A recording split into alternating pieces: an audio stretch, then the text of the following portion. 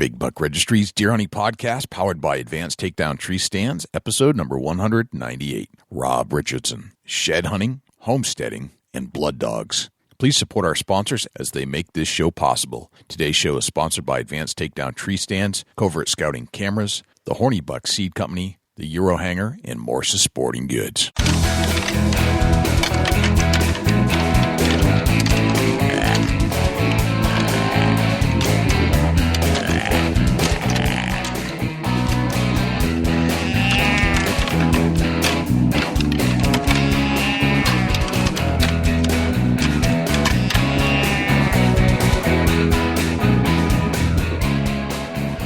Big Buck Registry is a virtual museum of hunting stories. We preserve a piece of Americana by interviewing and recording hunters about their hunts and experiences from across the country. And who knows, maybe we'll learn a thing or two along the way that'll help us take our hunt to the next level. Hey, this is Hal Blood from Big Woods Bucks, and you're about to push play on my favorite podcast, the Big Buck Registry. This is Laura Zara from Naked and Afraid, and you're about to listen to my favorite podcast, Big Buck Registry. I'm Stacy Lynn Harris from GameandGarden.com, and I'm listening to my favorite podcast, the Big Buck Registry.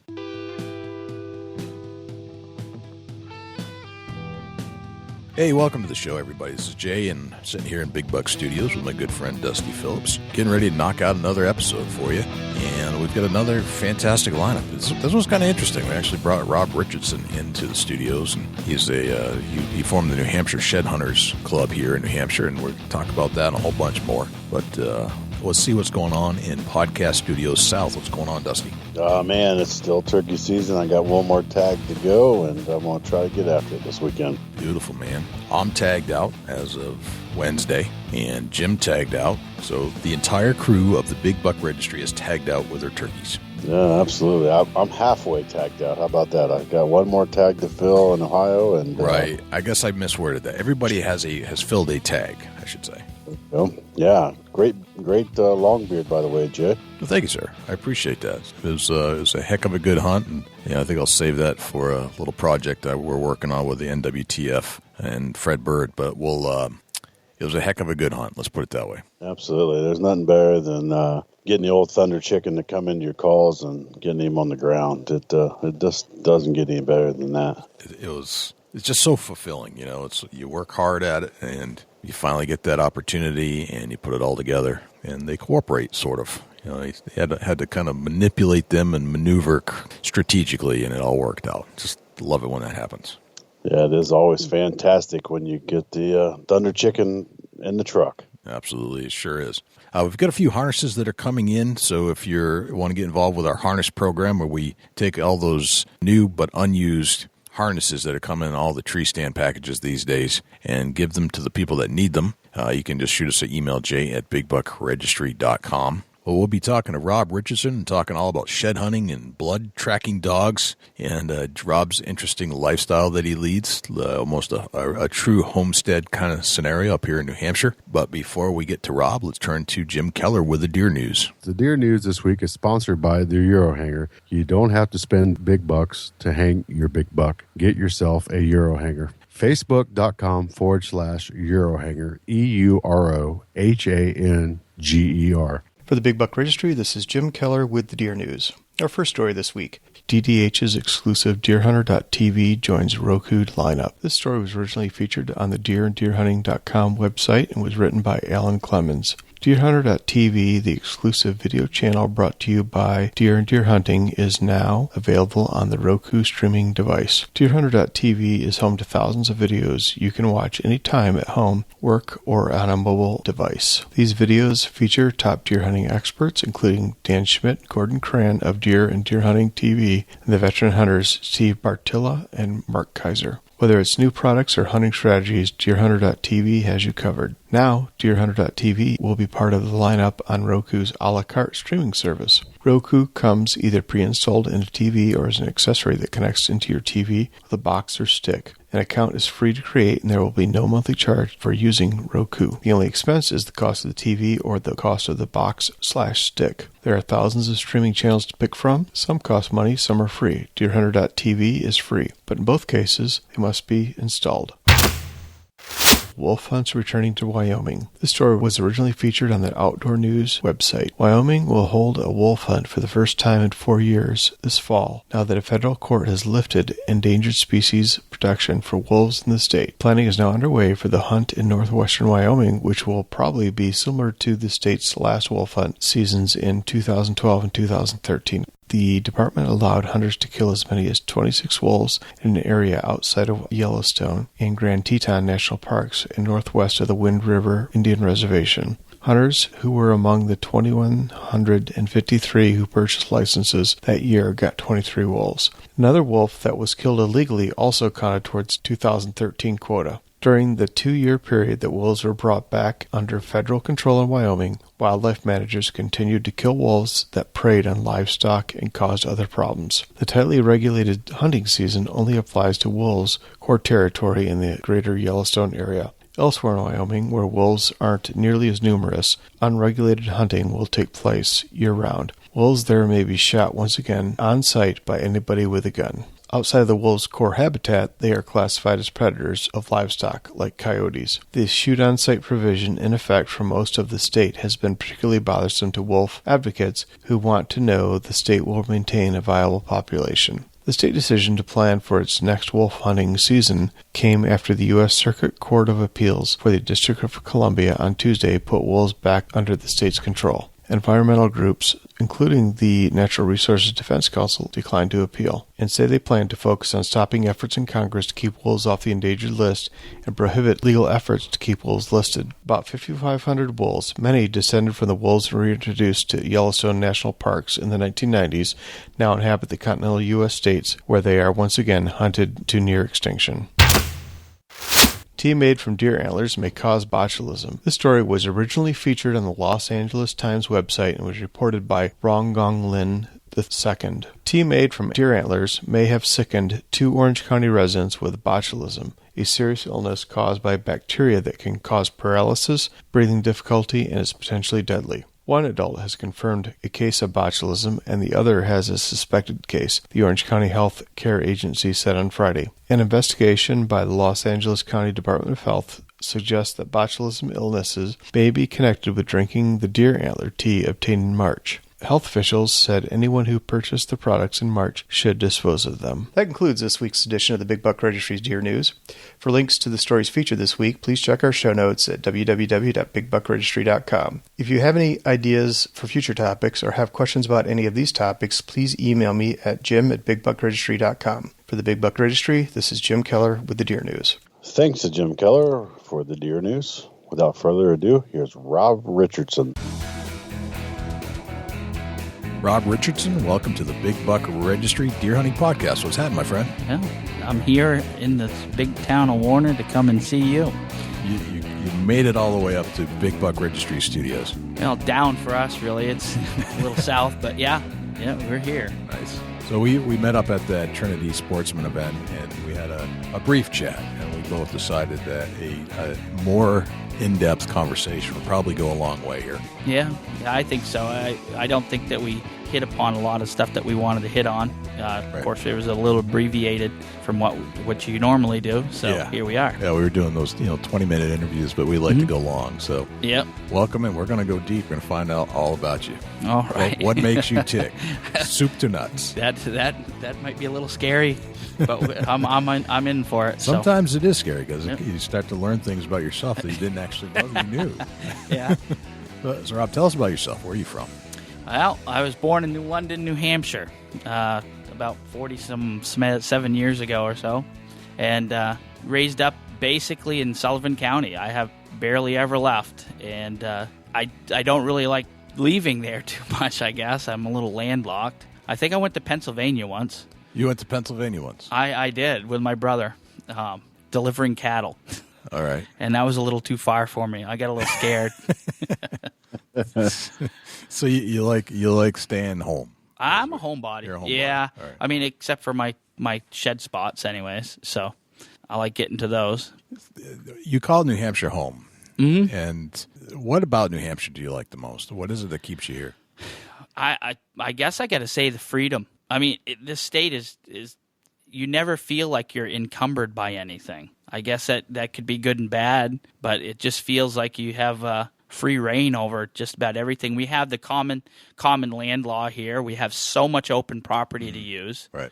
In some states, you can't do that. You can't just jump out of your car and run across a field to pick up a shed that you saw. Right. It just doesn't work that way. That's why Dusty likes to turkey hunt in New Hampshire. Oh, yeah. I can't blame him. It's one of the most unique things about New Hampshire. I mean, and I've hunted other spots, and each spot has their special thing. Mm-hmm. And I think that's New Hampshire's special thing. Definitely. You can pick up on a vibe from a certain area that is either going to produce a turkey, a deer, a moose, a shed, a bear, whatever. You can just feel it. Right. And I don't know if it's just something that gets transferred through the granite under our feet here, but it's definitely here. What were you like in high school? Oh, I was a nerd in high school. You were a nerd? Oh, I was a nerd. They used to call me Bruce. Why Bruce? I was a Springsteen fan. Okay. Everybody Everybody else was into Zeppelin and all this other stuff. I was a Bruce Springsteen fan, and I would, I had the bandana and the whole thing, just like in the Born in USA thing. Nice. But I was an art geek. I mean, I was always in the art room. I had the special studies where we had X amount of art classes that you could take. Well, I took every art class I could, but I painted. I was a painter. Okay. So the teacher would have me in class, and I was supposed to be doing pottery. Yeah. He had me set up in a little corner, and all I did is painted all day. Gotcha. So you're a painter, and you're a painter still today. Mm-hmm. What do you enjoy? I mean, I don't know a lot about painting. I mean, I go to an art studio now and then, or an art gallery, but I don't really know anything about art. I'm not an art guy. But tell me about that a little bit more. Well, I feel like, okay, so in your head you have a picture. Everybody has pictures in their head. Am I right? You Absolutely, picture all the time. Right now we're in turkey season, so you picture that big tom, or you picture that big bull that you've been looking for to get pictures or to find the sheds, or if you're lucky enough to get a tag to shoot. Well, in my head, I can see these pictures, and some, by the grace of God, I can put them on the canvas. So I can put my innermost pictures of my head and my thoughts onto canvas, and I can do it for people. Somebody has a special deer that they shot, or they, like with our friend Carter, he had a deer that he had found the sheds and tried to shoot the thing, but somebody else got it. Well, he had a long history with this deer, so I painted a picture of the deer he called Curly and brought it to life for him again. So it's just a talent that I've had since I was a little tiny kid, and I just still do it today. It's a release of my thoughts and my energy, I guess. Gotcha. That's crazy. It is crazy. I mean, I just literally, like yesterday, was seeing Curly, the night shot, on Carter Heath's Facebook page. I really had. There you go. Yeah. Small world, isn't it? It is a small world, and because of the internet, it's gotten a lot smaller, I guess. That's so crazy. I mean, I just like stopped and just like, man, this guy's talented. Like, well, thank you. I zoomed in on it, seen the shed in the snow by the stump. I can replay this whole thing in my head, and I'm not looking at it. That's interesting. That's crazy. Wow. I mean, like you such detail. You can see like the curves and the neck fat on the skin of this buck. It was so crazy. It was such a great painting, and it's amazing that I had no clue that you painted that, Rob. Yeah, that was me. I will admit it. Ain't that crazy though? I like doing the detail work like that to show. In a lot of paintings, you'll see of deer.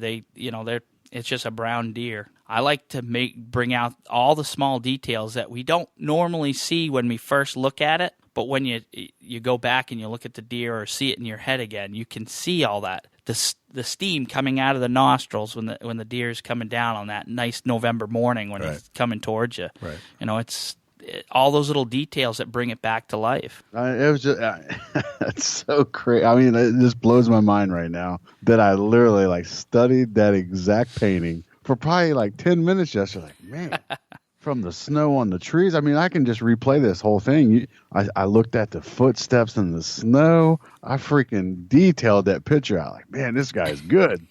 That is so crazy. That is crazy. And I got the artist right here in the studio right now. That's amazing. I mean, It just blows my mind that literally I could tell you it's on Carter Heath's Facebook page. I think that Rob, you was probably the one that tagged him in it. So, Rob, when did you grow the beard, man? Oh boy, I get asked that all the time. The beard is a long story, but I'll shorten it up a bit. My buddy James and I had been hunting the property that we had lived on for 2 or 3 years, and we had all kinds of close calls with a couple of really big deer. And I got out of the tree stand one night when he came from his stand, and I says, "That's it, I've had enough." I says, "I am not shaving this beard until I shoot a 200-pound buck." And as you can see, I'm still wearing this thing. Still sporting the beard. It's 3 years ago. And so everybody listening to this, it's a burly red beard, a little bit gray, kind of scattered in there, but it's got that Duck Dynasty feel to it. And Are you feeling it? I'm not feeling it. I don't think I'm going to reach over there and grab it. That'd just be weird. It has no product in it today. No product. So it's definitely a little coarse tonight. It's all natural. It is. It's All more. natural. I wear it kind of in a way. That way, the Highland cattle that I do take care of every day, they kind of feel like I'm part of the herd. I can get them to do what I want like this. So Diane's over here almost falling out of her chair. Diane's joined us, but she's not miking up. But she literally can't stop laughing right now. Diane didn't like it at first. So like you've got this bond with the Highland cattle like no other person in the world. Oh, definitely. My brother will kill me for toting it, but I work for a farm that's one of the premier Highland breeders in the country. We've gone to the National Stock Show in Colorado and pretty much cleaned house for the last couple of years with the breeding cows. So we're actually a pretty well put together place, and I love it. I love being around those wily animals. So much that you growed the beard to fit in. Yeah. Well, I did. I look great, just like I don't have any horns. So was it really the 200-pound buck or was it the Highlands? No, it was actually the buck. It was Okay. the 200 Right. the 200-pound buck. How close have you come so far? 189.5 pounds. It was a nice 8-pointer, but it didn't quite. I've shot some deer with some pretty good racks, but they just never way up. Right. Dusty and I have talked about this, ad nauseum about what we consider 200. You say 200 to a guy in Ohio, they're thinking inches. You say 200 to a guy in New Hampshire, and you're thinking pounds. Right. It's a New England thing. It is. It's definitely a New England thing. It took me a little bit. Gosh, I'm listening to somebody talk one night through Jay, and at the time I didn't know New Hampshire, and it was all virgin territory to me, and I'm like, oh my God, this guy said he shot 200, and I'm like, wow, I'm freaking moving to New Hampshire. They got 200-inch bucks like this. So I got on this New Hampshire deer hunting or something, and become a member of this group on social media, and these guys are like, yeah, I shot a 200 last year. I'm like, man. No way, and I'm like, man, that's a big buck, that's a great rack. Oh my God, they're everywhere. Everybody shot a 200. So then I as time goes on, I realized that we're talking 200 pounds versus 200 inches. I'm like, oh. So then, like, for the longest time, Jay held out on me that they had 130, 150-inch deer, and that's it. Yeah, it's pretty. That's a good. I mean, we have obviously that's a good buck. That's a good buck. Definitely. Yeah. It's. But at the time, I was thinking, man, these guys are freaking they're shooting slobs every year. Look at this. This guy said, this is my fifth 200-inch or 200. I'm like, oh, my God. Right. Could you imagine if we had 200-inch bucks that all went over 200 pounds and we had the land use laws that we have here? We'd be inundated. we would be the cream of the crop when it came to deer hunting. I wouldn't even buy a Ohio license if you could do that. Right. Seriously. Yeah, no kidding. That would be a world that I would just dream of someday. And no, not that will never happen. But but it would be an amazing. It would be situation. great. Right. And I'm thinking that the 200-pound thing started because back in the day that the old timers were hunting these deer, the 200-pounder had more meat on it, could feed the family a lot longer. I mean, that just makes sense to me because back in those days, the turn of the century, people were more worried about feeding everybody than they were. Most of the guys would cut off the antlers and throw them away. They didn't even keep them. So it was basically to feed everybody. So nowadays it's just kind of like it's that benchmark. If you've gotten to the point where you can shoot a mature buck in New Hampshire, and let's face it, in New Hampshire, a mature buck that weighs 200 pounds has earned his keep. He's there for a reason. Right. So you're beating the best of the best. Absolutely. That's the best buck you're going to get. I mean, that's the smartest animal in the woods. Oh, definitely. I got one friend. He actually, this guy we track for, he shot 12 over 200 pounds in New Hampshire. I'm not going to give away his spot because he'll probably come and shoot me in my sleep. But that's in Sullivan County. So right. the guy just has a couple of spots that are hot. So, yeah. But I mean, if you can shoot 1 over 200, you're doing good. If you can shoot 12 over 200, you're right on the top of the hero list as far as I'm concerned. So, Rob, you're part of and one of the founders of New Hampshire Shed Hunters Club, and I want to get into that in a second because that's why you're here. Yeah. But I want to. There's another aspect of your life I really want to dig into, and it's your homesteading lifestyle that you guys have. And Diane had told me a couple times that we'll be over, but we have to take the boat across the pond. Yeah. I wasn't quite sure what that meant. I didn't know if you were like taking the motorboat or the yacht or what. But I've got to figure out what is this all about? Tell me about where you live and how you got it set up. Okay, I live in a little cabin on the side of a pond that has solar power.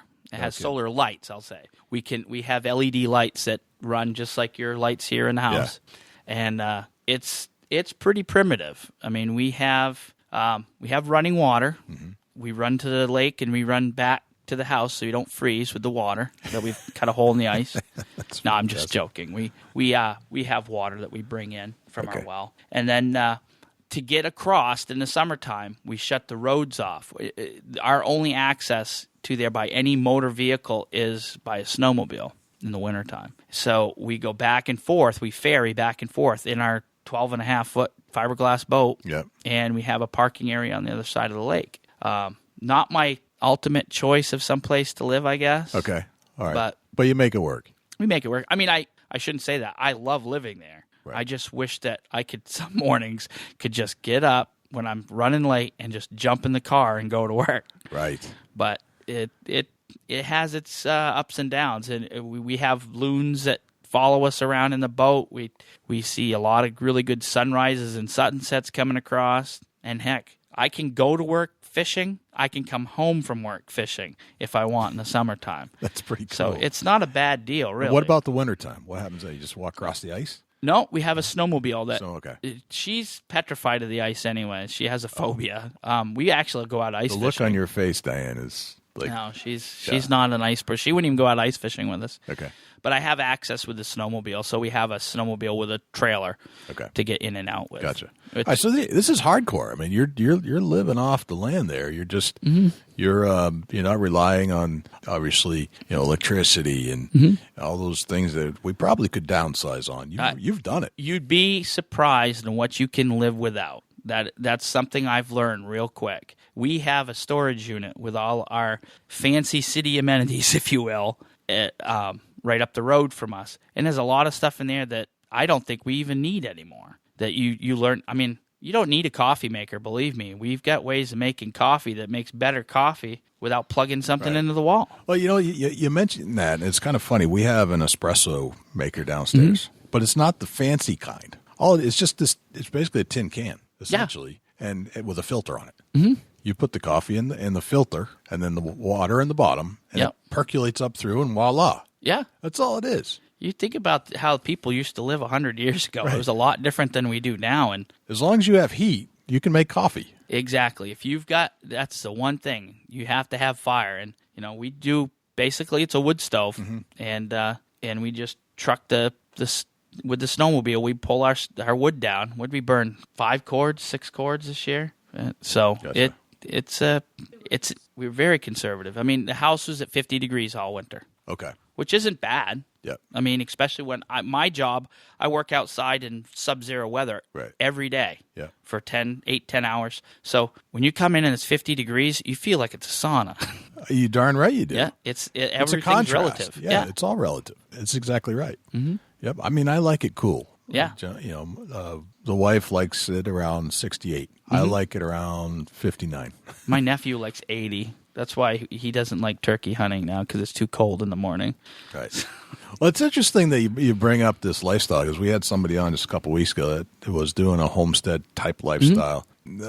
I think they had more of the running water and electricity, but they were living off of the land. They were growing their own vegetables. They were only eating either farm-raised cattle or beef, and they were only eating venison and turkeys that they killed. Hey, That's nothing wrong with that. You got to like that kind of that life. Right. Now, they're doing a little more fancy stuff, for sure, but that rustic, I mean, you're basically like it used to be before electricity really came into play. Definitely. But that's how everybody used to live. Yeah. Right. I mean, there's a lot of options right now that you can use to have the amenities of home, if you will, and to use probably an overused phrase, to be off the grid. Right. You know, while at this point solar panels are still need a little bit more work, I think. I mean, we have 4 right now, and they'll basically run our lights. And if we put the inverter on, we can run a few small appliances, but we don't really need them. We got an old, 1930s ice box. We go and buy ice, we stick it in there, and we got refrigeration. We got even more refrigeration when it's cold out, though. Your beer has never been colder than sitting in a cooler on the porch. Yeah, that's pretty good. So. That's a cool way to live, and I'm envious. And not all at the same time. Like, I think that's a really cool way to live, and I think I could definitely live that way. Think of the extra money you have not paying for certain things that we've come to expect in our lives. Right. So it is pretty nice.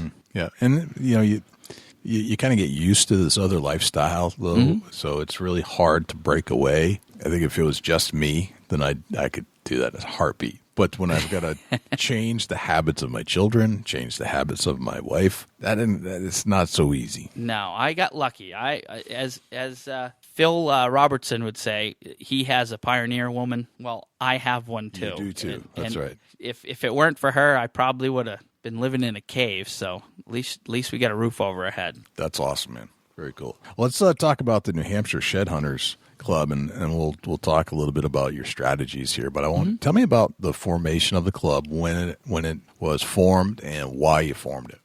All right, in 2007, I can remember it like it was yesterday. We were living in Unity, New Hampshire, in a farmhouse that we had bought, and I had gone out shed hunting that day, which you can find me doing most of the time in the spring. And I brought home this awesome set of matched moose sheds. They were really cool. And I remember being on the internet, which at the time I think we had web TV or something to that effect.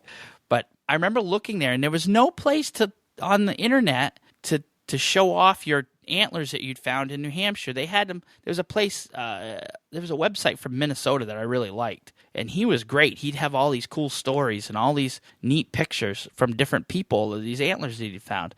So I kind of wanted to do the same thing. Of course, I had no idea about what the internet really was or how it worked. Luckily, Diane kind of had figured out how to make a website. So nice. So she made the website for me, so I could go out and find a shed and put a picture of it. And then kind of at the time, the thing was the big thing you'd hear from certain people who were shed hunting was, when are they dropping? When are they dropping? And I figured this was a good segue for people to go on and be able to see, okay, well, Joe over here in this town, he just found a set of deer sheds, so they must be starting to drop.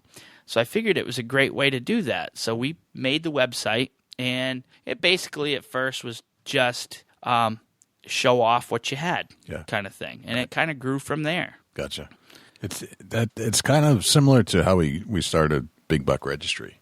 Just some friends sharing some pictures. Yeah. Well, then that friend wants in on it, and then we opened it up to the world, and then it took off. It became a kind of like a club, a little niche, a little group where everybody hangs out, has a similar interest. Basically. Exactly. Right. Well, that's very cool. Let's get into some of the techniques, and I'm going to turn the mic over to Dusty here and have him kind of drill you on what types of things you do when you go into the New Hampshire woods to find sheds, because I think it's fascinating that you can do it in New Hampshire, quite frankly, because there aren't that many antlers to find, first and foremost, but you guys seem to have a high degree of success. So if you're getting it done, then that means that you're doing something well above the norm. And I think that's obviously what we like to bring back to the Big Buck Registry is somebody that is very skilled at what they're doing and is clearly related to the whitetail or deer hunting in some fashion. Mm-hmm. Rob, you're going to have to give me a minute because I'm going to explain that New Hampshire is, seems like millions of acres of timber and 1 4-acre hayfield every 25 miles. And then you got another 1 million acres of timber and 1 4-acre hayfield, and then 21 miles or 22 miles. The reality is, Rob, with you being in New Hampshire, and you've gained my utmost respect because finding New Hampshire sheds is something that, man, I'm envious of that because of the fact that the deer herd is not there. The quality of bucks is not there, so you're looking for smaller sheds right off the bat. There's no nutrition and just not the environment that grows big, healthy, huge antlered whitetails. So right there, you already got a negative in your shed hunt program. I mean, don't get me wrong, there's some nice bucks in New Hampshire, but they're not plentiful and they're far few between, and the size is of not much quality compared to Dusty in Ohio. Exactly. Right. Yeah. Relative to Maine, it's similar. But to Dusty in Ohio, who can go shed hunting and find a whole bunch in an afternoon, I'm envious of him, actually. I know, right? So, but the grass is greener. The challenge is for real in New Hampshire. Shed hunting New Hampshire is a for real challenge. And how do you even start to get a focal point in let's say you've picked out a place, and I want to break you down how do you find that particular place that you're going to shed hunt to begin with, but how do you go through the process of in your mind and either on a map or however, how do you lay out a travel route that's most likely going to be successful in shed hunting New Hampshire?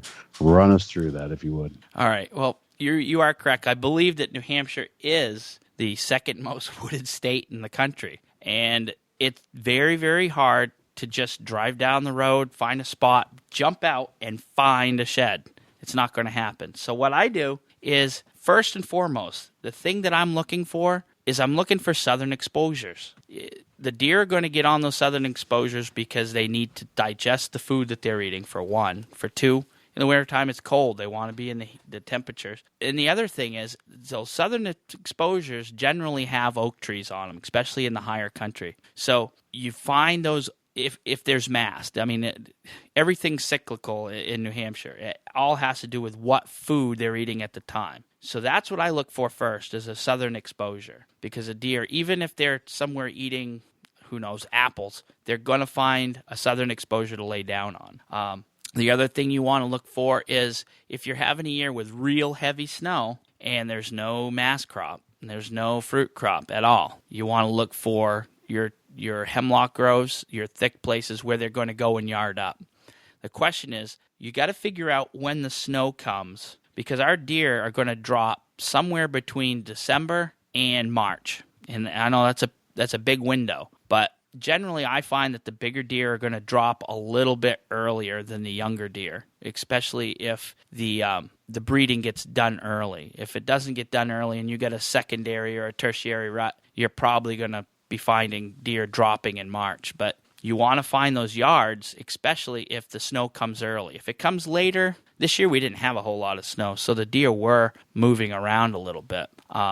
So we generally tend to focus on food first and then bedding areas. And if it's a real bad winter, I won't even go in the woods until after the snow's starting to melt after March, because I don't want to stress the deer out at all. Right. Because they really do get pretty stressed in March. People think that it's February and January that they get stressed, but it's actually March, because now their fat reserves are at the lowest bit. And if you get in there and push them around, you can really do some damage. But topographical maps is another aspect that we use, definitely. I always look for saddles in higher terrain, because a deer are obviously going to travel through the saddles back and forth. I'm going to try to break this down a little bit, because people will ask me, what do I do? And it's really tough to tell you because, like I said, it has to do with the weather, the food, and what time the snow falls. Like I think I told you before, it's very scientific how I try to figure this out. Right. And sometimes I drive myself crazy doing it. But there's different places you're going to find sheds in New Hampshire. One of them, like I said, will be your southern exposures. The other places are going to be the routes that the deer are taking from their fall areas that they're rutting in and their wintering yards if they get bad snow. Especially in the northern country, people will tell you that the deer make a big migration from the high country down in the lower areas. Yep. So you want to try to find those areas that they're coming from, the higher country to the lower country, the routes that they're going to use. And you can do that with a topographical map and kind of figure it out a little bit. But a lot of it is local knowledge, just knowing the areas so well. I mean, all the places I shed hunt are places I've shed hunted for years and years. But I can still go just about anywhere, look at a map, kind of figure things out and go and shed. I mean, I just shed hunted a spot a week ago that I'd never even been to, and we found sheds. So it just basically you do your homework and you look for those places. Very good. So how much time and research and scientific experimental type scenarios have you put into this? Years. Literally years.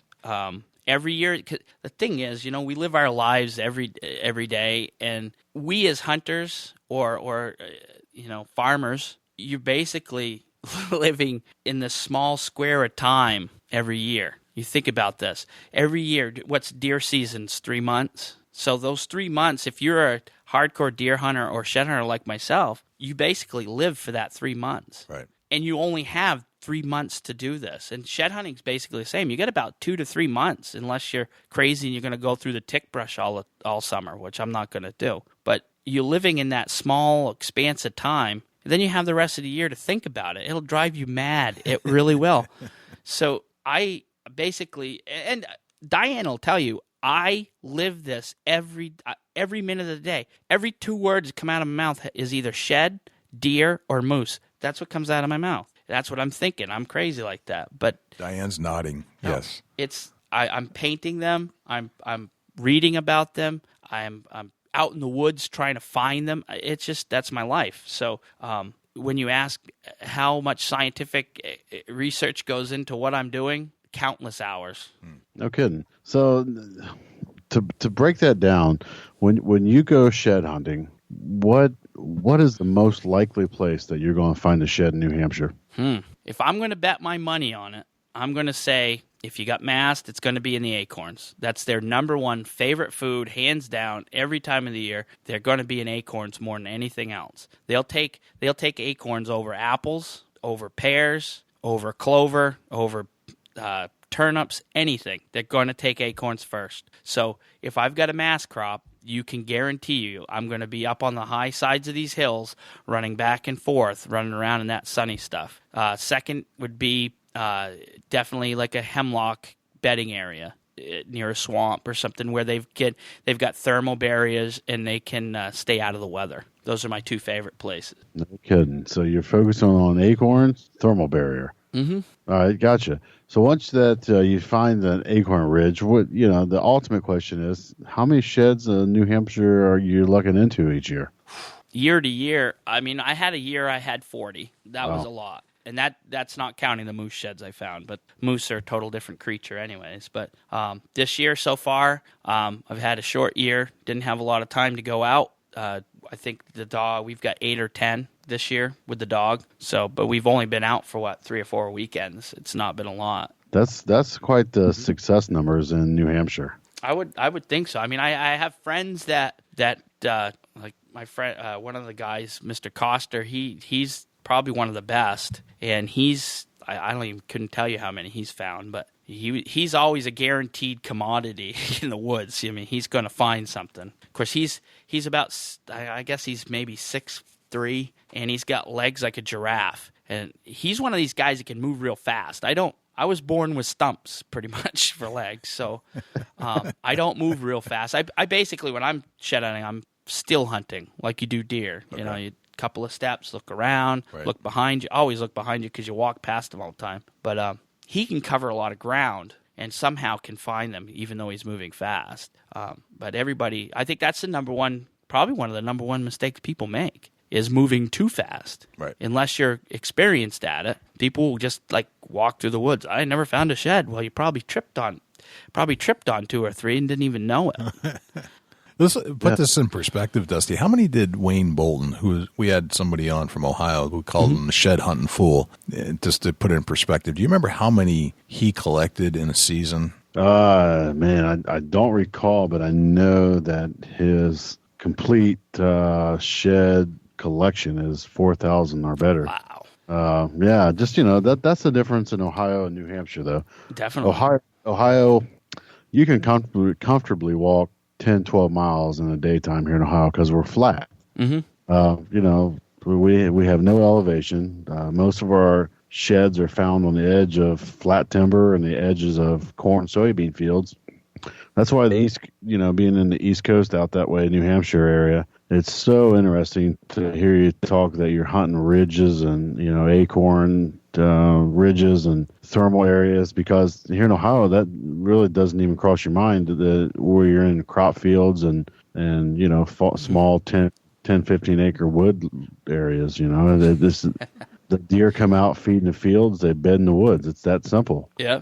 Yeah, we one of the places we just shed hunted was 3,500 acres of all timber. Wow. Just that's not available here. Southeastern Ohio, there's a lot of timber, but there's still crops in the area, and there's still some flat land, and it's just amazing that you're finding the numbers you're finding in New Hampshire with the low population and so much woods to cover. I mean, there's just unlimited amount of timber in New Hampshire for a shed hunter to get into and explore, and the right to pass on the land. And it's just amazing that you're finding that many sheds with the situation and the climates and the conditions you're shed hunting in. And really, I just can't believe that you found that many in New Hampshire. I hunted for 5 days, Jay? Yep. Never seen the first deer. Never seen a flag of a tail. Right. It's tough. I mean, we were just looking at numbers of deer. In the state of New Hampshire, we have an estimated 100,000 deer here in the state. And that's up from where it used to be. Exactly. 20 years ago. Yeah. Was it Michigan? Diane was saying that Michigan, they kill 300,000, or was it 300? Yeah, 300,000 and up deer. Yeah. In Michigan. I remember that the Pennsylvania, I think, one year killed 3 times what our deer population was complete. It's amazing. I mean, we're not a real big state, for one, and No. I don't think the deer would ever survive that many hunters easily. I mean, they'd get wiped out. But if you figure you got 100,000 deer, you got, say, in perfect situation, you got half of those are bucks, and then of those, a quarter of those are going to be big rack bucks. Right. That doesn't give you a whole lot of sheds to find. Don't have a lot left to find. No, Exactly. No, I mean, you can walk through the woods here hunting and never see a shed. It's a fact. I mean, I've done it. I've found match sets while I'm out deer hunting. But it's tough to find them unless you're really looking for them, or you're just lucky. She got lucky one time. We're setting up a ladder stand, and my wife, I had her back up so I could see if the deer were going to be able to see the entrance where I was going to use, and she about trips over one down over the bank behind her. I mean, that's a lucky shot, That's funny. Wow, it's quite amazing that you find that, man. Now, when you incorporate in the dog, did that change things? Did that help your odds, or? Yeah. My dog doesn't. He hunts them a little different than a lab would. I believe. I'm guessing. Watching Jeremy Moore's videos on how he trains the dogs. My dog's a cattle dog, an Australian cattle dog. Right. And he's not really built for a retrieving dog. He does retrieve them, but what I do is I watch his body language as we're moving along, because he's still young. He hasn't gotten to the point where he'll range out from me very well. So I watch his body language, and I can tell when he smells one, and then I'll encourage him to go and find it. Well, it's increased me probably 7 to 1, I would say. If I can get into an area that hasn't been picked over, and that's something, Jay, you probably have heard through the grapevine. What we do get picked over hard. Everybody's out shed hunting, right, and they get places to get picked over. So you get in there too late and you can't find anything. But well, I say you can't find anything if you're doing it with your eyes, but the dog can find stuff that people miss. So I think I've kind of gone up about 7-1 for using the dog. I'd like to get him into a couple of places. It would be great to have a place like where you are, Dusty, where I could just kind of let the dog go for training and find sheds. The one thing I found with my dog is I can't have a strict hand on the dog like you would like in a duck blind, because the dog's going to get bored here. He's not finding sheds every 20 minutes to an hour, so he's going to get bored. I have to keep him playing. I have to keep him interested in whatever he's doing, and then kind of use that as he's having his fun, but once he smells the antler, he knows it's time to go to work.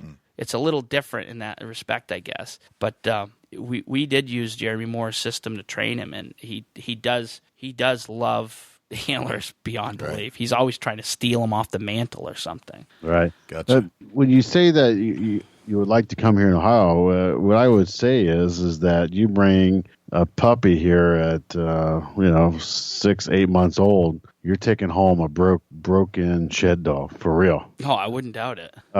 Just the opportunity for their nose to hit the dirt and the opportunity for antler location is unbelievable here. I mean, it's not unusual for somebody to go in and find 2 or 3 sheds a day in a piece of property, and either in a cornfield or in the edge of a wood line or soybean field, or some places the timber's good, but bedding areas, it just you can really pinpoint down where the deer are bedding and moving to here, where they're feeding, where the food source is, where the water supply is, and where the bedding area is. And you take a dog in there and there's sets of antlers in there. That's it's just such a small piece of timber that you can really you can put the puzzle together a whole lot easier here. It's not where you guys are like a 1,000-piece puzzle. We've got like 300-piece puzzles. It's not it's not difficult. With New Hampshire, and you're talking about a dog, how hard is it to, let's say, there's a lot of wildlife, from some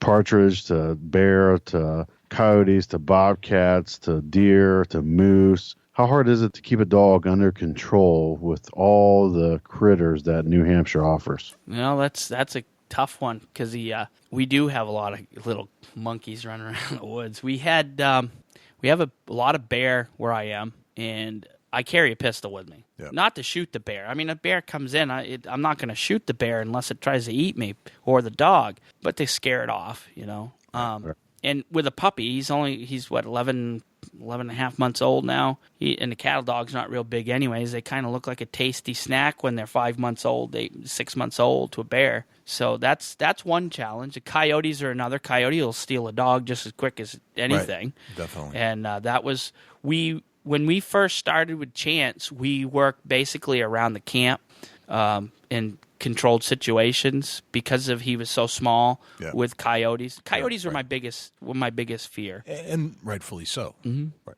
Owls. I mean, when he was first there, an owl could have picked him up and taken him off. Porcupines are the worst. Chance met his first porcupine this weekend. Wanted to be friends. Porcupine didn't want to be a friend, and he got a few quills in his nose. Porcupines are the toughest. And I think it's possibly part of it is because they're so smelly. I mean, a porcupine, you can smell him from 50 yards away. You know he's there. Right. So he got that, and then he found some rabbits. Basically, with trying to keep him away from the rabbit, he has a really good recall. When I call him back and use the whistle, I have a whistle, and as soon as I hit the whistle, he comes right back. So that's part of it. He didn't on the porcupine. There was something about that porcupine he just really wanted. He's run into moose. He's run into deer. The deer, he just watches run away. He doesn't have any interest in chasing them. And the moose, he's been around the cattle enough at the farm and the horses. He knows that's a big animal. I ain't messing with it. So he's really good about that. That's just the porcupines. I got to figure out, get him a helmet or something. I don't know. Oh, jeez. Get him a helmet. Do you, being a cattle dog, now this is a natural herder. Mm-hmm. I mean, are you struggling with that, or is it is the cattle dog actually working in the favor of being a pretty good shed dog in the long run? His tenacity is beyond compare. So that aspect of being able to I trying to remember what we walked the other day. Probably close to 10 miles, and it wasn't like you said. It wasn't nice, flat, easy miles. I mean, we're going up, 200 feet in elevation, or more in some places, up and down. And I don't just go up and then stay up. I'm up and down the side of this mountain 4, 5, 6 times, and then cutting back and forth. Dog stays with me all day, doesn't get tired out. I mean, he does when he gets home. He's pooped. But as far as herding, say herding a moose, he's got a pretty good respect for the cattle. We've kind of deterred him from doing normal cattle dog stuff with the cattle, primarily because we're basically a breeding farm and we have a lot of pregnant cows and we just don't want the stress on the cow. But it's there. That instinct is there for sure. But he has this love for antlers as much as I do, I think. So it kind of overweighs the herding aspect. Gotcha. Yeah, I was just curious how that was being a natural herder and a natural, obviously the cattle dogs obey, commands really well. And I see where they could be really good or really bad on both ends as far as the herding aspect of it. Yeah. I mean, I got lucky. I got a really good dog, and I've never had a dog as smart as this one. He learns so fast. We had him doing, I would throw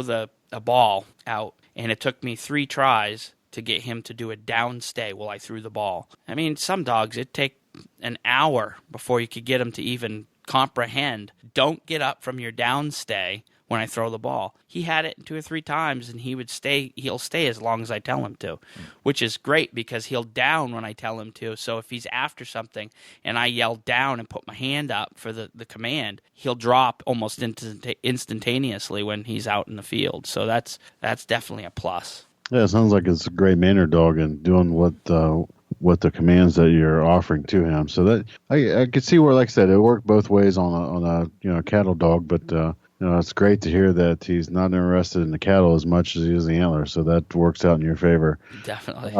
One last question: can you give us some coordinates where these sheds are in New Hampshire so we can go look for them? I don't have the GPS with me, but I'd be happy to. Some of these are pretty far back in there. I mean, I was going to say it's the type of thing like you can tell people how to do something, but darn well they're not going to. We've talked to people, deer hunters in Maine who do the tracking, and they're like, "Why are you telling everybody how to track?" Because the answer is because I know nobody's going to go do it. No, it's not easy. No, that's how we hunt. Is we track, and it's the same with the shed hunting. Mm-hmm. It's a lot of work, and it takes a lot of mental strength to do it, because after you're out in the woods for 4 hours and you haven't found anything yet, most people are ready to go home and watch I Love Lucy and grab some salsa never do and it chips. Again, right? Right. I seriously, honestly, I wear friends out, and I don't mean they get tired and go home. I wear friends out where they don't want to go back out with me ever again. My nephews, my daughter, they've all been put through this ringer of life that I've dished out. That you go out, you're out there for 10 hours, you walk as far out as you can go in some place where nobody's been, hopefully, and you're out there all day walking and slogging through the swamp and climbing. To me, that's fun. My nephew tells me, "Do you do anything for fun?" And I go, "That's what I do for fun." He says, "That's not fun." Right. So yeah, it's a tough thing, and I can teach anybody to do it if they have the capacity to want to try and stick with it. But I mean, that's how life is.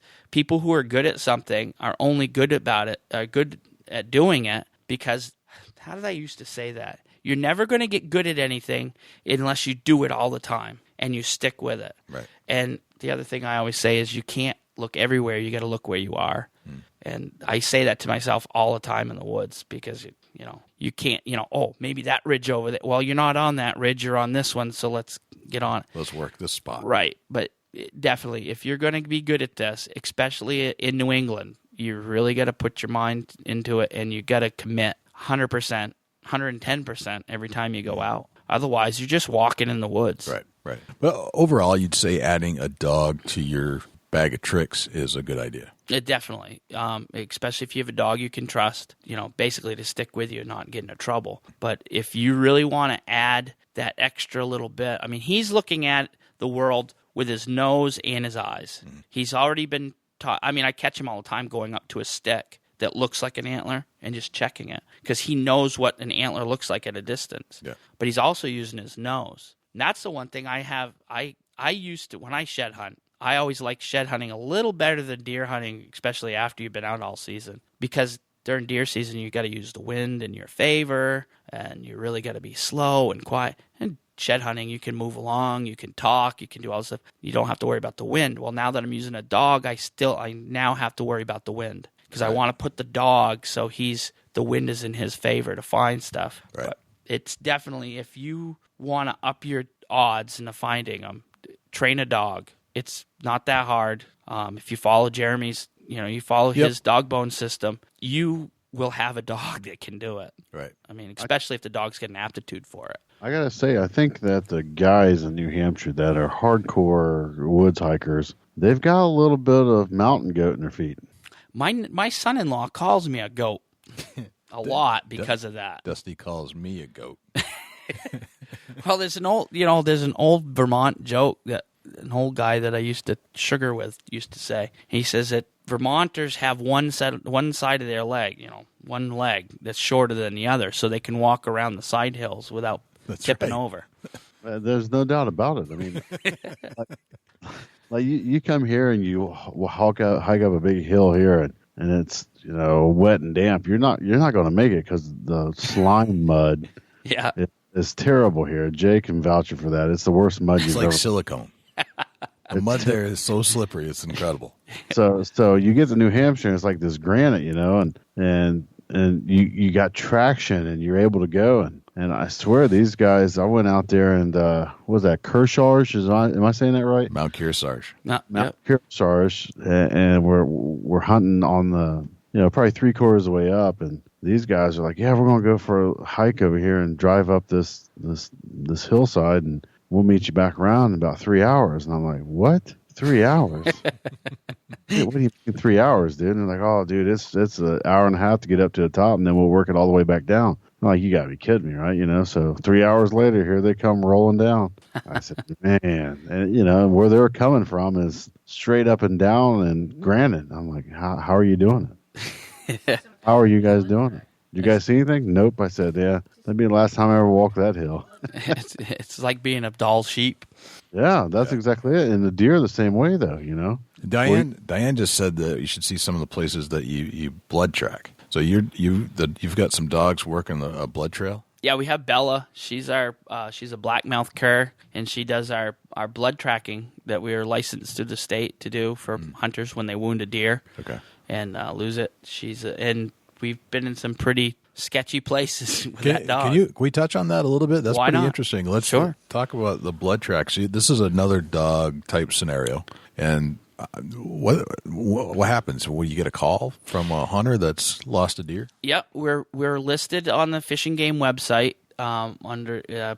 Where's it listed under? It's under the. It's complicated. They don't just have a blood trackers thing that you can click on, but you can find us on the Fish and Game webpage, or there's New Hampshire Blood Trackers Facebook page that we have that you can get on there. Diane does a lot of dispatching, if you will, for different areas for different trackers, because we basically stay in Sullivan County. We've been the only blood trackers in Sullivan County since we started, so we kind of try to stay there. We'll go into some parts of Grafton. And we've actually gone down into Cheshire a little bit. Okay. But we used to do it with our Rottweilers. We had Rottweilers first, and they were all right. I mean, Diane's always had Rottweilers, so they did pretty good. But then we had a track in Claremont, and this is, I don't know, maybe 3, 4, 5 years ago. I'm not sure. And we took Annie, who was our blood tracking dog at the time, and it was the shot was almost straight down into the deer, and it was a 1-lung hit. Mm-hmm. The dog, she tracked it for a ways, but the guys had got in there, kind of grid searched it and messed it up. Yeah. And she kind of just gave up and said, it's too much of a mess. I don't want anything to do with it. So we kind of felt bad because it was kind of rainy that night too. It was starting to rain. We felt kind of bad about it. And I had Diane called the kid back the next day and said, I got another dog I'd like to try. And Bella was kind of a rescue. A friend of ours he was in the special forces, and he had gotten really messed up on a drop in Afghanistan, and couldn't take care of the dog anymore. So he had us take care of her, and she kind of just became there. And I like every dog in our house to have a job. Chance is a shed dog. I'm not sure what River is right now, but Bella is our tracking dog. So I took her down there, and I said, I don't even know if she can do this, but let's try her. She's a hound, kind of, you know. We put her on there. That dog tracked that deer for 1,000 yards, and the kid we were with him. He says, does this dog knows what she's doing? We haven't seen any blood. No sooner did he say that, there was a good quarter-sized drop of blood in a bed. And I says, well, she's on it. So we tracked it for a ways longer, and it started going up the hill and everything, and it was moving pretty good. So I kind of figured one lung hit, it probably wasn't going to die. So we gave up. But then ever since then, Bella's been our go-to dog. She's amazing. She really knows what she's doing. She's never been formally trained. She just does it. So based off of some of the experiences you've had with the dog, where do the deer end up going generally? That's a great question.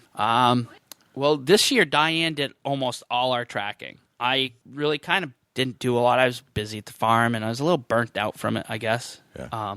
But Diane did most of the tracking. I mean, you always hear that the deer go to water. Go to water. Always. They're going to go to water. Yeah. Almost never. We never find them, except for that one. I shouldn't say that. She had one this year that was in a brook, and it wasn't in the brook because it was drinking, because it was dying. I think it went to the brook because it was in its path. Yeah. It fell down a hill into the water. Yeah, you know, the old timers always told us, well, go downhill and go to water. You'll find it.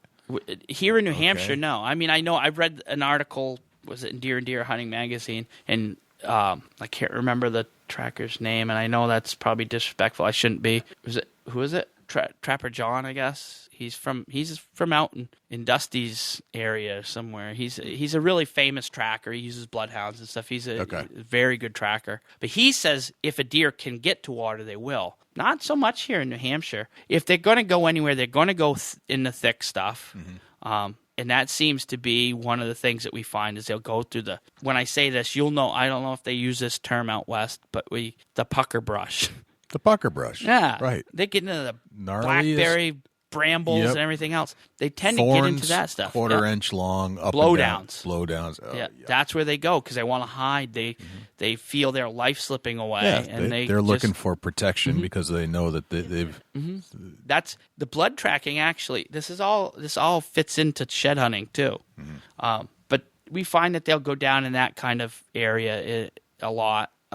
If it's an actual death run, wherever they end up is where they're going to be. Yeah, they're not too picky if they're... Generally, this is kind of exciting. I get kind of excited about this kind of stuff because it illuminates a lot of deer behavior. Yeah. Even though the deer is on a death run, it illuminates a lot of the deer behavior because you know where they're going to go. Right.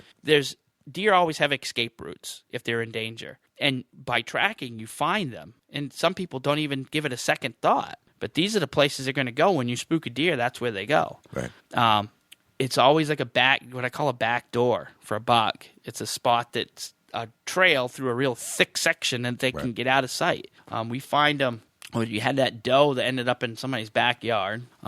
Chris's little creature was in the end of a swamp where there was a trail kind of skirting the swamp.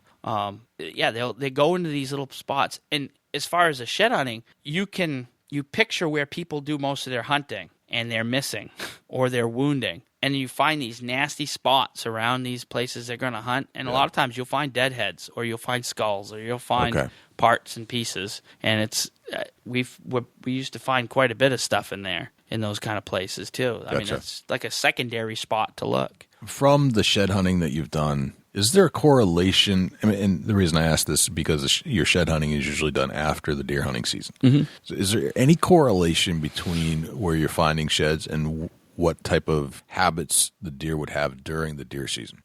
Generally, Yes, in a matter of speaking.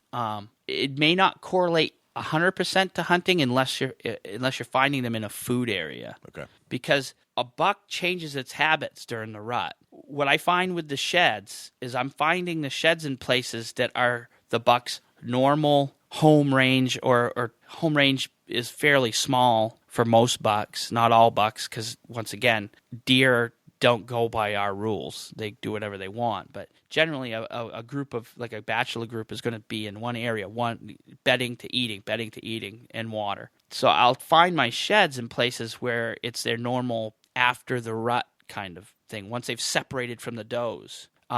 Like you said, unless it's in feeding area, because they all mingle in these oak spreads and stuff. But I'll find a lot in these bedding areas that it's one thing that people should think about is if you're finding a ton of sign, generally that's does. Right. If you're finding a spot that's like totally packed down with even big tracks, it's does. Bucks generally kind of go off on their own, and you'll find a spot that's got sparse sign. That's generally a pretty good indicator as far as my shed hunting goes that I'm in a spot that there's a buck. Okay.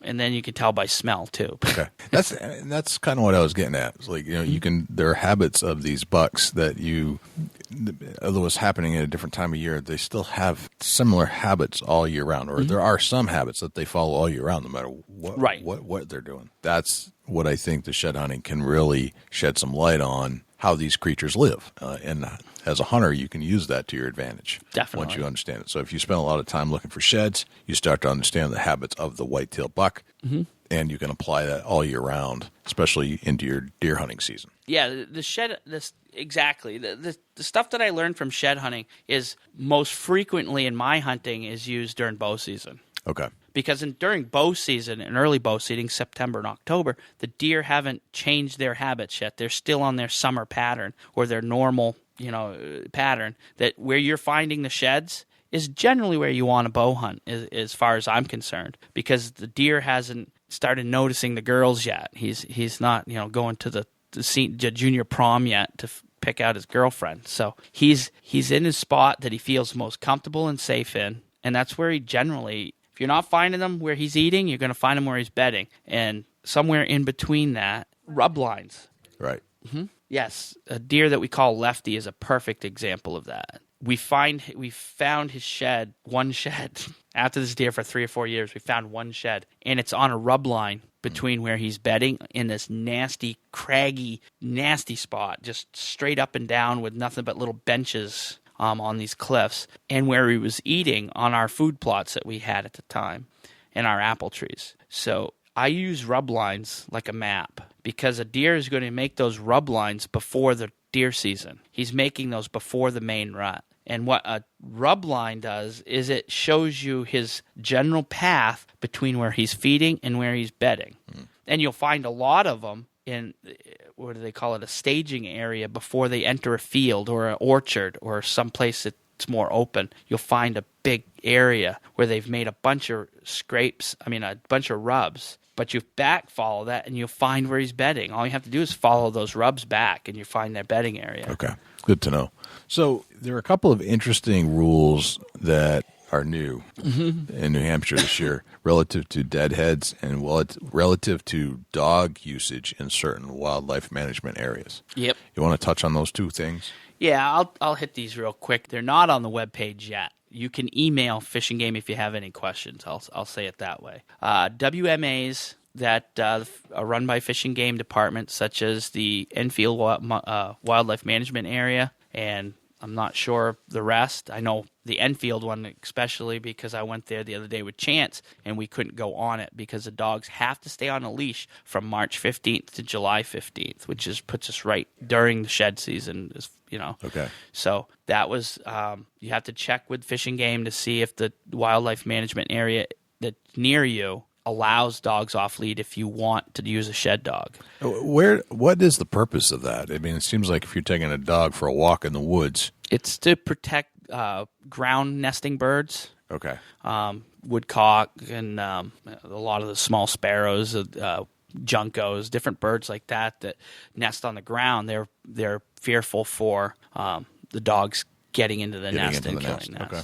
All right. So obviously, people are going to say, well, the coyotes are going to do it, the foxes are going to do it. Well, your dog eats dog food at your house. It doesn't have to eat the eggs out of a nest where a coyote or a fox or bear or whatever has to eat that way. So, it's just an added nuisance for the wildlife to have to experience, to have your shed dog go eat a nest of woodcock eggs. So I believe that's the main reason. The signs are going to go up during the wildlife management areas. So you'll see them at your parking areas where you access. And as far as the deadheads go, used to be if you found a rack buck in the woods, it's just nothing but a skull and bones now. You should just pick it up, stick it on your backpack, and go. Now Fish and Game would like you to let them know that you found it and have a GPS coordinate or a really good description of where you found it, so they can go back and run the body over with a metal detector maybe to see if it was shot, to see if it was poached, especially with moose. I think that's the main concern is with moose. So that they also would like you to, if you find a dead moose in the woods, that we have the winter tick problem and the brainworm problem. Right. If you find a carcass or you find a freshly dead moose, if you have a GPS like I do, you mark it and you give them the GPS coordinates so the biologist can go and check it out. If you find it and it's partially eaten but it's still got fur on it, they can't touch it until they okay it. A CO will come out and tell you, Okay. yeah, you can take All this. You can take the rack. All right. So a couple of new rules there for New Hampshire. Mm-hmm. Now, if I have a buck that I've been hunting for 3-4 years and I haven't killed that buck, and I've been hunting the sheds from that buck for 3 or 4 years and haven't found the sheds yet. What would you? What's some advice you'd give to somebody that was in that scenario? Well, the best, you're not looking in the right spot, but that's the obvious one. That's right, the obvious exactly. answer. I'm just kind of being a smart ass on that, but he's probably coming from a lot farther away to where you're hunting or you're getting pictures of him than you think. Lefty, another perfect example. That's a great example. Here's a buck that we had food plots on our property. He'd only show up at night. So if you're getting most of your pictures at night, you can guarantee that he's coming a long ways. If he's bedding 100 yards from your hunting area, you're going to get daytime pictures of him. Right. So what you have to do is you have to find this is something that's hard to explain without actually doing it. But okay, let's put myself in this situation. I got a buck that I've seen on my camera, and it's a nice one. I want to find his sheds. I have to use my brain, and I have to look at a topographical map, and I have to say, okay, does it look like he's living here or he's living someplace else first? Right. Second, what I'm going to do is I'm going to backtrack. In normal way I'm going to do this is I'm going to try to find a high spot. There's an old saying, bed high, eat low. I don't know if you've heard that. Yes, I have. You want to go up high first. Benches and everything like that are something you're going to look at. Now, the deer a whitetail can travel 3 to 4 miles in a night easily. Right. So, and you'll see this out west a lot, is you'll see a deer that you get pictures of over here, and 4 miles away he gets shot. Right. So what I would do is I would find the highest spot you've got and the nastiest highest spot you got and start from there and then work back to where you're hunting. Okay. Within how far a distance? Generally, they're the closest highest spot that you have. Well, I mean, if it's 100 yards away, no. But relative to the time frame that they're showing I'd say up. start with a 1 square mile area on your map. Okay. And work your way out from there. Because normally these deer, these big guys like that, they don't travel too far to eat. I mean, I don't travel too far to my refrigerator. I don't know about you guys, but it's just one of them things. But if he's a younger buck, let's say he's a 3-year-old, it's just like when you're a kid. When you were 16 years old, you traveled along all over the place to check stuff out. Now that you're an older guy, you don't travel that far to do anything. Right. Well, the older buck's the same way. But I definitely look for a high spot that's nasty. If you have a high spot, I mean, if you're in a place, I live in the mountains. I mean, it's not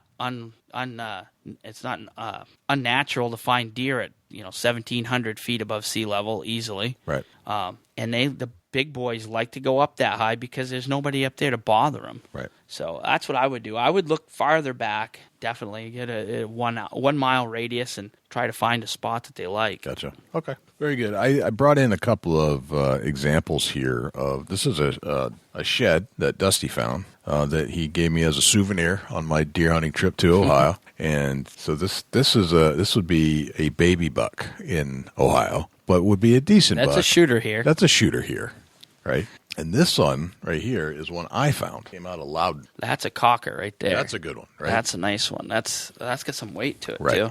Right. It's at about a 6-inch base. Mm-hmm. Man, that's Loudon. That's Loudon. You better go over to Loudon. Now, I found that. What's interesting about that is I wasn't shed hunting. As I find most of my sheds, I find them during deer hunting season. Yeah. And what was unique about that one is that one was completely immersed in a small stream. Ah. And I say a stream that was probably 2 feet wide and probably 2 feet deep. That's it.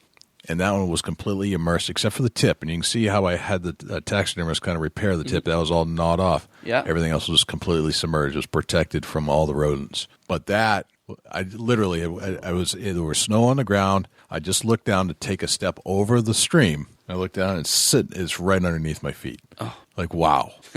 That's unbelievable. I like it. That's a 5.5 to 7-year-old deer right That's there. a dandy buck right there. Definitely. Yeah, and I pulled it out. It was my first shed I've ever found. Did Dusty say that was small? I don't. Do you remember what you called that one, Dusty? I don't, Jay. I think you thought that was a pretty decent rack. That's pretty chunky. It's chunky. It's a chubby tines. That's typical New Hampshire big buck though. Right. I mean, I've got a ton of sheds that are real heavy like that. Yeah. But short tines, and that's genetics. Right. Or people use the word genetics a little too much, I think. But right. It's just a trait for that area. Mm-hmm. But that's what is that, a 62 inch, something like that? I'd say. Yeah. Yeah, but it was fantastic to find that. It was to this day, like, it just gives me just complete satisfaction that I was actually in the woods that day and I found that. I mean, it's my most prized possession I think I have because of the pure mass on it. Blows your mind. You're like, wow. And you're deer hunting. And I'm deer hunting. So you look at that and you go, oh right. boy. Yeah. And what's crazy is, so I find that, but then I find some of those rubs, the big, 8-inch diameter tree rubs in that same spot. I guarantee you it was that buck that dropped those antlers that was making the same rubs. Oh, and he's a year older. You can go back to the same spot you found that, and generally what I've found we go after specific bucks. I mean, it's just a sick thing that I do. I mean, you can wander through the woods and pick up every antler you find, or you can find a deer and get history with it. And generally that's what we do. This year I finally, since the time I talked to you last, I found a deer that I can get into. Okay. So right. I really like this one. And but now you can build up a character of this deer, and like they do nowadays, you can name it. Like I've done for years. I did it before it was popular. I was naming deer. Right. So, but this deer here that you found, I would imagine that in the same area that you found that, the deer are going to carry that characteristic. Right. And even if this deer's obviously, I don't know how long ago it was you found that. I'll tell you exactly. It was, because I etched it on there. 1999. Yeah, he's dead. He's a dead deer. Yeah, he's gone. But that same area is going to carry that same characteristic and mass because it's probably has to do with the nutrition that's found in that area. Right. So that'd be a great place to go and find. Heck, he doesn't look like he have much of a spread, but still. What's crazy is I found that where they had gone and where I was hunting, a long time ago, prior to 1999, they had gone in and I think there were plans to build a golf course in this area. Well, something happened and the golf course never happened. But what happened is, relative to that, it created some pretty good whitetail habitat. Once it grew up, and you can still see the fairways to this day. Well, maybe not now, but 99 you could. And it created just some amazing whitetail habitat. And so I'm sure if you go back there today, you probably would find more things like that. Oh yeah, be definitely a place to take a dog in and look around. Right. Because you're going to find oldies. I mean, I pick them all up, especially now with Chance. Every antler's his first antler to me. It's like having a little kid. It's his first baseball game. Right. He gets his first hit, But that's definitely I'd be more than proud to find something like that. That's a great one. Dusty, you want to go on a memorable deer hunt with Rob? Yeah, let's do it. Rob, where are we headed on your memorable deer hunt? I'm going to have to go just about the same time you found that antler, about 99. All right. There was a deer that I had found a shed from on the farm that we called the Dragon. He had probably close to a 28-inch spread. He was just he had mass like this. He had 6 inches of mass at the base. And I'd found every one of his sheds up to this point. And we had just cut a big section on part of a mountain. My nephew, who was at the time, I think he was probably 8 or 9 years old, wanted to go deer hunting. So he didn't want to get up early. Of course, he's a little kid. So I says, well, we'll go out for the afternoon. We get there about 11 o'clock, and we started up the ridge. And I was carrying my Model 94, my favorite gun in the whole world. And I looked up on the ridge, and I saw what I thought was a stump, a log laying across. And my nephew says, that log looks a lot like a deer. And I says, yeah, it does, doesn't it? That's kind of cool. You know, little kid, you're trying to show him things. We're showing him tracks and everything. And he says, yeah, that looks like a deer. And I says, yep, it does. And then we're both looking at it. And at the time, we see the head turn. And I see this rack that I could have laid my nephew in between, standing there looking at it. It's great big big deer. He was up the hill probably 200 yards. And I knew that with that Model 94 with iron sights, that was going to be a lot of a shot. Right. So all we could do is sit there and watch. And we had circled around the back side of the hill. And I says, you never know. He might come down here. So he was sitting there and fell asleep. And a couple of does had come by. And he finally woke up. And we were heading back down. It was getting close to dark by that point. We were coming down the mountain. And I was showing him gun safety, you know. We're going to unload the gun. I'm going to show you how to unload the gun. So I unload the gun, and we're not maybe 200 yards from my car. I could see the car at the place it was. No sooner did I unload that gun, put the bullets in my pocket, he wanted to carry the rifle, so he's carrying the rifle nice and safely, you know. And that stupid deer run across the road and stood there 20 yards in front of us on the tote road.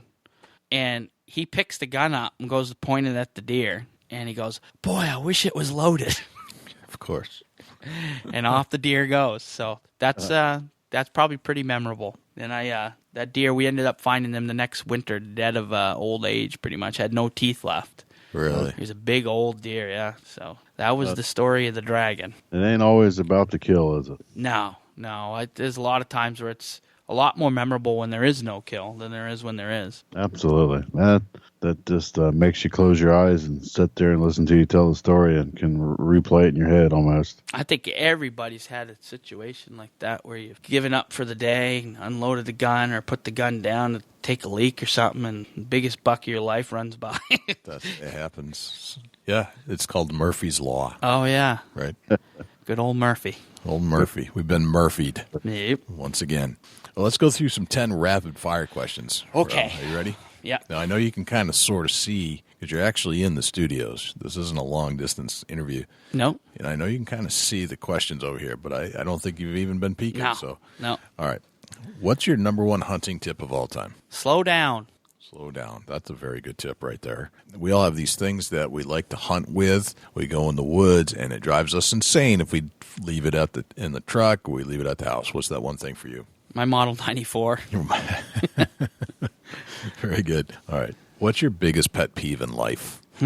Boy, that's a long list.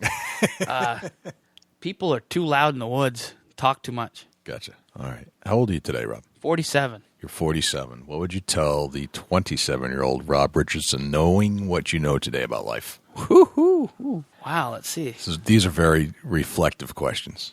Well, I think I'd tell him not to worry about all the stuff that's going on because it's going to get better. Slow down. All right. You're at a hunting convention somewhere in the world, and you strike up a conversation with somebody in the lobby, and they ask you what you do for a living. What do you tell them? I shovel cow poop. All right. Rolling right along. What did you have for breakfast today? Maple and brown sugar oatmeal and a banana. Very healthy, Rob. Yep. Very nice. All right. You get your own billboard on the side of a highway. It's a blank canvas. You can put anything you want on it. What would it say? Oh, boy. That's a great question. Take your time. Country folk ain't dumb. All right. It's a common conception. I understand that. If I say the word successful to you, who's the first person that pops in your head and why? Lane Benoit. Lane Benoit. That's a very good one.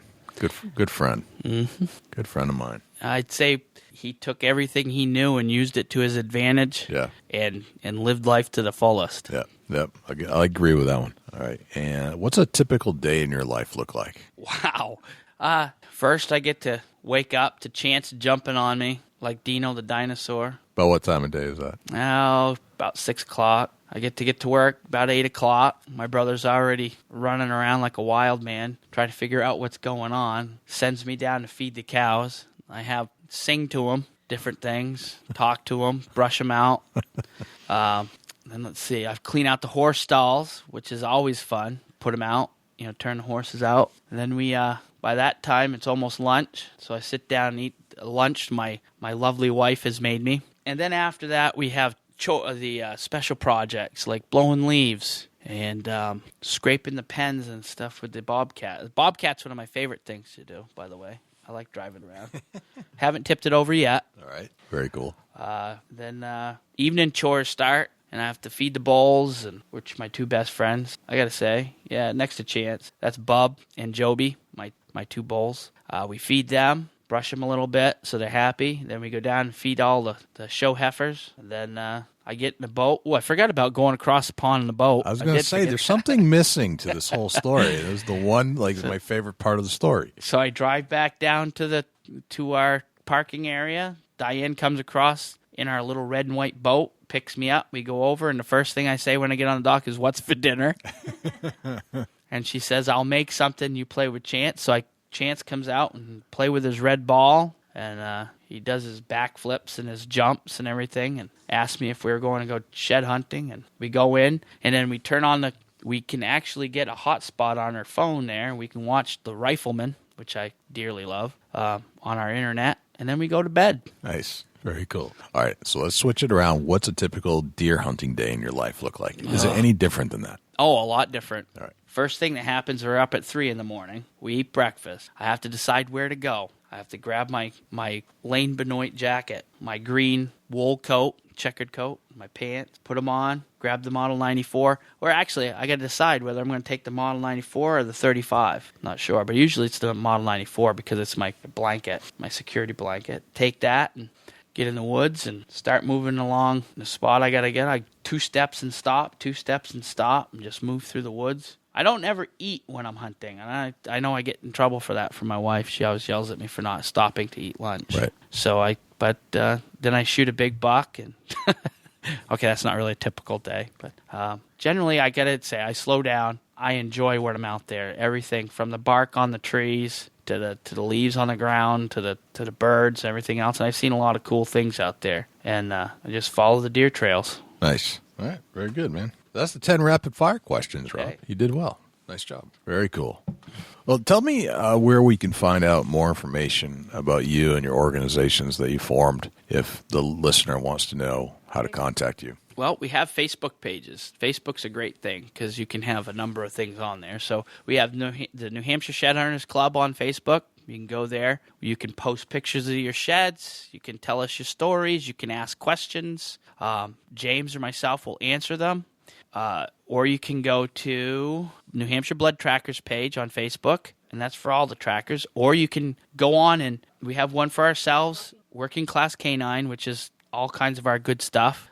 It shows different things to how to train your dog and things that you can buy and just all kinds of fun stuff. That's Diane's little thing. And then I have my own Facebook page, which is Rob Richardson, New Hampshire Shed Hunter. You can go on there, request to be my friend. We can share pictures. We can do all that fun stuff they do on that internet thing. And the interwebs. The interwebs. Mm-hmm. And another one that we like to talk about is our friend Ryan, and that's Shed Dog Outdoors. And he sells everything for shed dog hunting, backpacks and shirts and hats and training paraphernalia and all that kind of stuff. So nice. He kind of gives us a little bit of a sponsorship for our show, for our videos in the Quest for 200 and the New Hampshire hunting adventures, right. Or Granite State hunting adventures that we're doing. So right. These are all basically, this is my life on paper. Very cool, man. Very cool. Thanks for joining us, Rob. Thank you very much for coming into the studios and telling us all about where you live, how you live, all your little tips and secrets about finding sheds and kind of what your life is going on in the woods and out of the woods. Well, thanks for having me. I was happy to be here. Rob's a pretty interesting guy, isn't he? Oh, super interesting, Jay. And I tell you what, his artwork's phenomenal. It's amazing what's behind the person that you're talking to. You look at Rob, and he's a rough-looking guy with a red beard, but inside he's an artist, and he's a heck of a good deer hunter, and he loves working with animals and finding sheds. He's a really good guy, so it's kind of funny. Don't always judge a book by its cover, let's put it that way. Right on, yeah, for sure. But seems like he's got a lot of knowledge in the New Hampshire whitetail woods as far as shed hunting, and hopefully everybody takes and uses his tactic out on the East Coast and puts them to the ground and has better success. Right, yep. I learned a lot from Rob, actually, just listening to him talk, and some things I think I'll throw in my bag of tricks come this fall.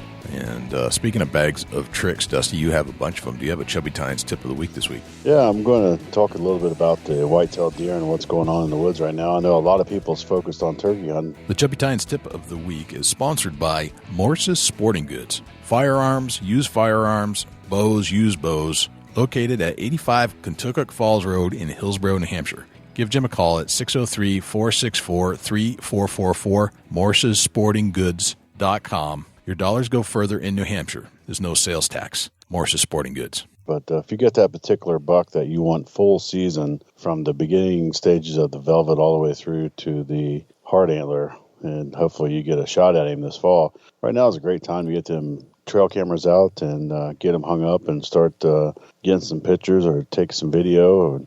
It's that time of year, and start putting your minerals out and get the deer herd and the health going, and it's just that time, Jay. Very cool. I agree with you. I think getting some cameras out would be a great idea right now. And it's also appropriate time to thank our sponsors. I'd like to say thank you to Advanced Takedown Tree Stands, Covert Scouting Cameras, the Euro Hanger, Morse's Sporting Goods, and the Horny Buck Seed Company, all for making this show possible. If you're looking at any of those products, please check out our sponsors. They really do put out a great product. We get behind them. We do care about our sponsors, and we wouldn't share that type of information with you unless we thought it would benefit you in some way, shape, or form. Or we have used all these products or have visited the stores, and we 100% back them up. So, Dusty, where can we find you when you're not hanging out with me here in Big Buck Registry Studios and when you're not in the turkey woods trying to kill that last turkey? Shoot me an email, dusty@bigbuckregistry.com. You can look me up on Facebook, Chubby Tines Outdoors, @ChasingAntler on Instagram and Twitter. Jay, where can the people reach out to you when you're not on the mic? Best place to reach me is jay@bigbuckregistry.com. And you can shoot me an email about anything, guest ideas, or if you've got some kind of a show idea. I'm looking for some additional show topics. One that came up is the CRP. I think we're going to explore that a little bit. Another one is deprivation permits, just to give you an idea of what we're looking for. And if you would like to come visit us on our Facebook page, our kind of cornerstone social media platform, it's bigbuckregistry.com/Facebook, where you'll find 250,000 plus diehard deer hunting fans just like yourself, and kind of creating a community over there. We can hang out and share photos. We do have a great photo share program. All you have to do is either upload it to the Facebook page through the messenger, or you can email it to us, or there's actually an upload feature, and you can find out how to do all those things over at bigbuckregistry.com/mybuck.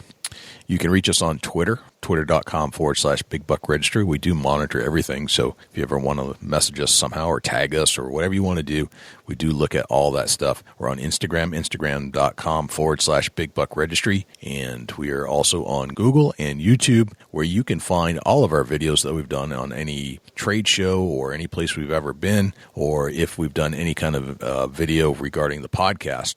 The podcast is actually converted to a video on each and every time, each and every week as the show comes out, so that you can technically listen to it on YouTube. Finally, if you are the podcast listener through the traditional channels, places like Libsyn or iTunes, if you're an iTunes user, please subscribe. Leave us a review. Let us know how you like or dislike this show. We're still waiting for a 1-star review. I'm surprised we haven't got one yet.